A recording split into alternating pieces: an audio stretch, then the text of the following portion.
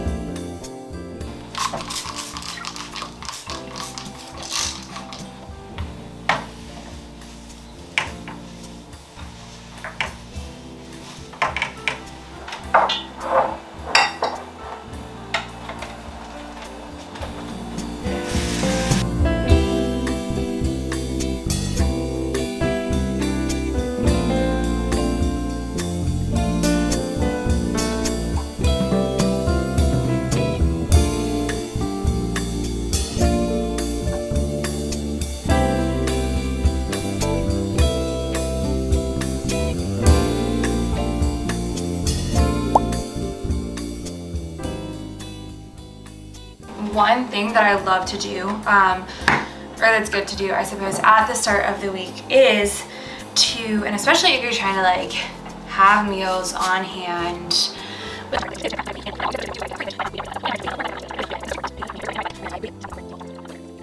So you do 1-to-1 rice and water, like 1 part rice, 1 part water, and a lot of recipes tell you to drain the rice, and sometimes like that's people's preference, that's totally fine, but in order to get that nice sticky rice, I never drain it. So I think I'm gonna make about 2 cups of rice just so we have it on hand, maybe 1.5, so there's 1 cup. And yes, I know this is a liquid measure, but it doesn't matter because I'm just doing equal parts rice and water. Let's see. I'll do about, yeah, I'll just go ahead and do 2 cups, never mind.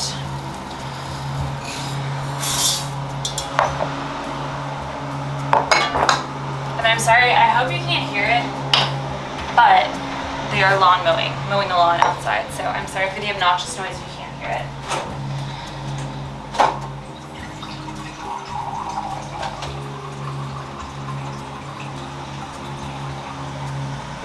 I always just get the water out of the fridge because we have a filter in there, and unfortunately the water in Wilmington really sucks and is not safe to drink without it being filtered well. So we try not to drink it when possible.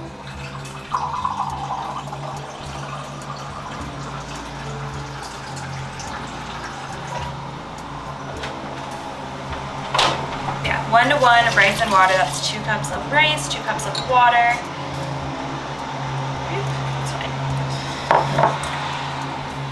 And then, I need to get more of this, but I'm just gonna add a pinch of kosher salt.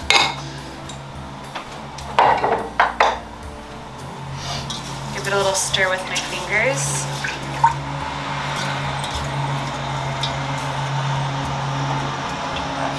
And it's seriously as easy as can be. You just pop that in your Instant Pot, lid on as you would with anything. Make sure it's set to a ceiling, and then mine has a handy dandy rice button, so you just hit rice 2 times to get started. If you don't have a rice button, you can take it to 10 minutes. When it's done, you can let it automatically release or just release it yourself, and I will show you, but it's so good. Little hack. Okay, last night I washed the sheets, or yesterday I washed the sheets, but then last night I was too tired to like properly make the bed, so we just threw the sheets on, but I washed the duvet cover as well and didn't put that back on. So that's always fun to do, not really. But I learned this really cool trick that actually is kind of fun, and I will show you, where instead of having to crawl inside the duvet cover and cry as you're trying to get the corners to fit, you can just like roll it up.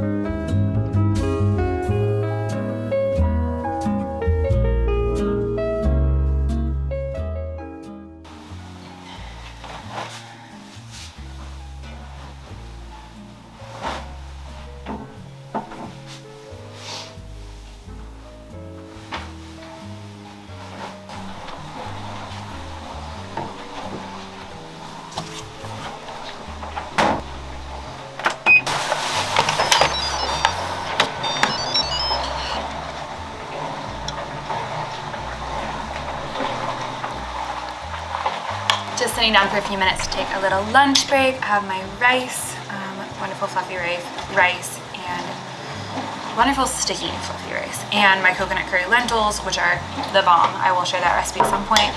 Also, just going to think about groceries for the week. Not going to get those today, but I at least know some pantry staples that I need to get, so I'm just jotting those things down, enjoying my lunch, and then I'll be back to it.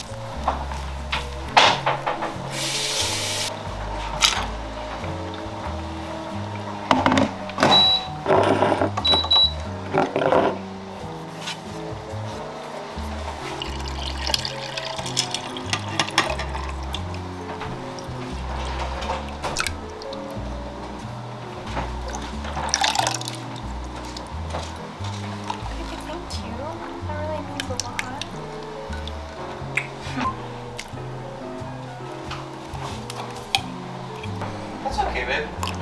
All right.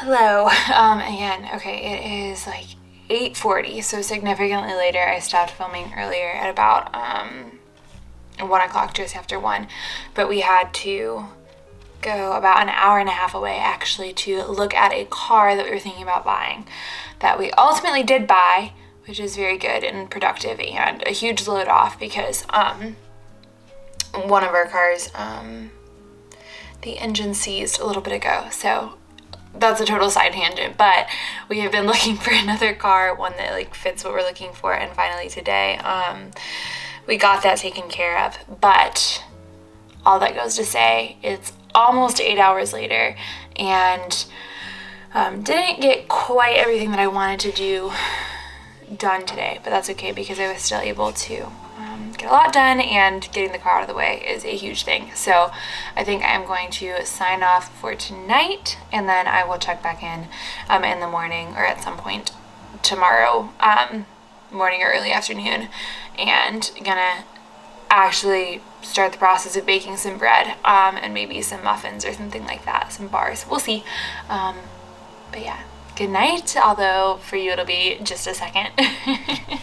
Hey y'all, it is the next morning, just after 10 a.m., got back from work, and we are gonna finish up what we started yesterday by having kind of a cozy baking day. We are going to make some muffins. I'm kind of trying out a recipe here for their banana nut muffins, but I'm adding a little bit of leftover pumpkin and a bunch of different spices. And then I'm gonna feed my sourdough starter before we even do that.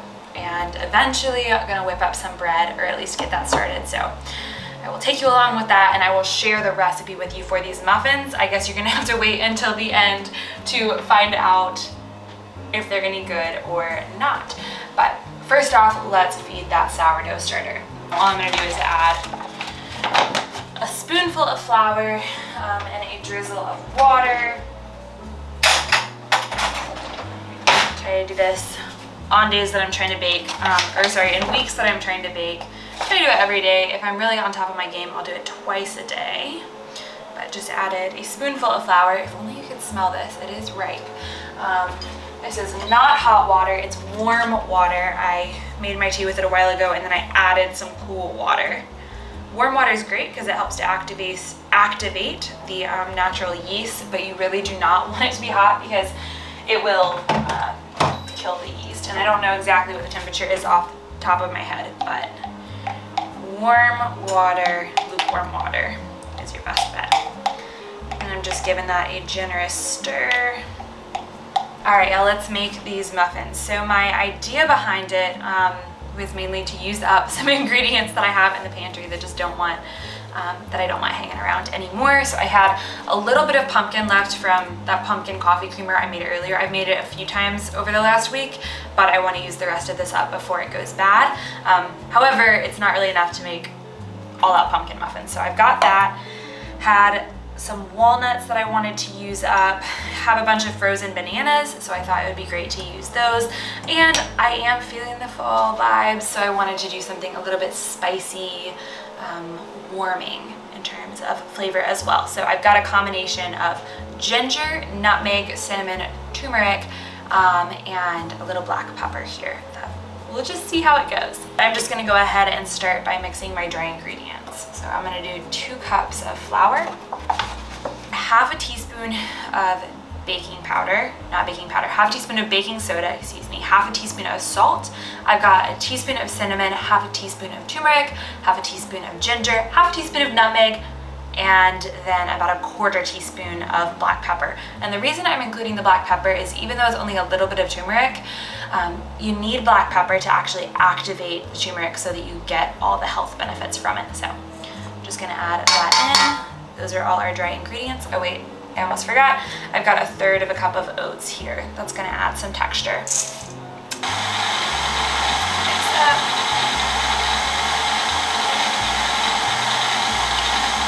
I'm gonna go ahead and add my liquid ingredients, but first I need to mash up my bananas. Just scrape the edges. Half a cup of maple syrup. I've got a 1/4 cup of oat milk, and I've got 1/3 of a cup of oil. Then I'm adding pumpkin. I've got about a 1/4 cup here.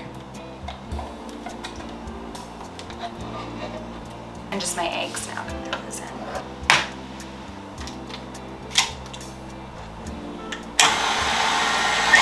I've got my walnuts here. I'm sure pecans would be delicious. Honestly, whatever kind of nut you've got on hand. Walnuts and pecans are definitely my favorites for this kind of thing though. However, I think that almonds would be good. It's just, almonds are expensive. So these do the job, just giving them a chop. And I have to show you this knife. Okay, so as a wedding present, my brother, who does a lot of blacksmithing, woodworking, the like creating, welding, you know, he makes knives, and this one is really neat. He gave us 2 as a wedding gift, and was talking about maybe at some point creating kind of a set, which would be so special, but I love just having the 2. So this is a handmade knife, and it looks a little funky because it's hammered up there, and I don't exactly know what he did to it to make it look this way, but it works really well, and it's super well balanced. It just looks very artisanal, we'll say rustic. And it's neat, he used 2 different kinds of wood for the handle. Can't remember what they are, but there's a red wood there, and then this dark wood with the pins holding it in. Just just a beautiful, I'm holding that at a really weird angle, but just a beautiful design. It was so sweet. It really melted my heart when he gave these to us. So chopping these up pretty fine. I'm just gonna go ahead and add these nuts.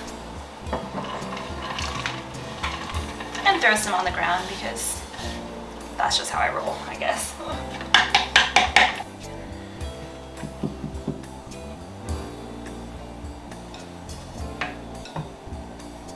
I'm not usually a huge pumpkin spice person, and I wouldn't call these pumpkin spice, although there is pumpkin and spice in them. It's not that I have anything against it, I do enjoy it. However, I feel like last year in particular, everything was just over the top. I was talking to my friends about this the other day. We had a whole, what is the word? Like a symposium practically about pumpkin spice. But last year, everything was pumpkin spice. Over the top, worst I've seen, and it was weird things too. I'm like, I don't remember an example, but things that just don't even taste good in pumpkin spice, and it also tasted really artificial, and I'm just not about that. So I was feeling honestly quite resentful towards the whole pumpkin spice sort of thing last year. However, as I was saying to my friends, I feel that this year I have just been imbued with a new spirit and appreciation for the flavor, for pumpkin. So we're going for it.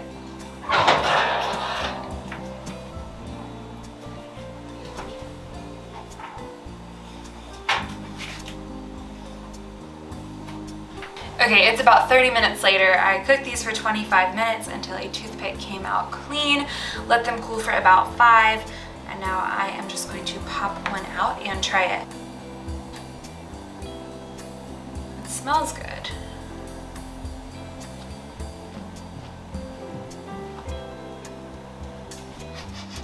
Watch me like spit it on the ground, okay. It tastes good. Pretty good.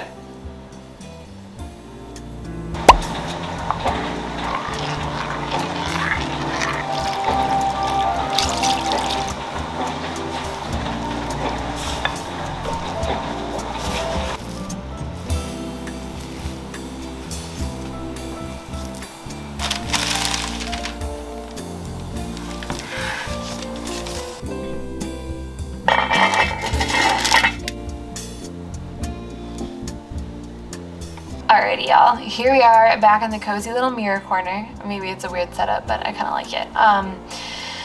At least it's working for me today. But I'm gonna go ahead and end this video. The day kind of got away from me and I realized I didn't conclude it, so I'll just do that now. But I hope you enjoyed. I hope that you got some value out of it, maybe a little bit of encouragement to get set up well for your week, some inspiration for some things you can do to just be prepared for things to run smoothly, maybe yummy food ideas. And I hope that if nothing else, it felt like you were just hanging out with a friend. That is my hope with all of this after all. So I hope you have a wonderful night or morning or day, and I'm shaking the camera around. Whatever time of day it is, it would mean the world to me if you hit that subscribe button if you like what you see here and you want to see more. And if you did like the video, also if you'd give it a thumbs up, that would be a huge help. I don't even know where to look right now, but okay, I'm gonna sign off. Peace out, y'all.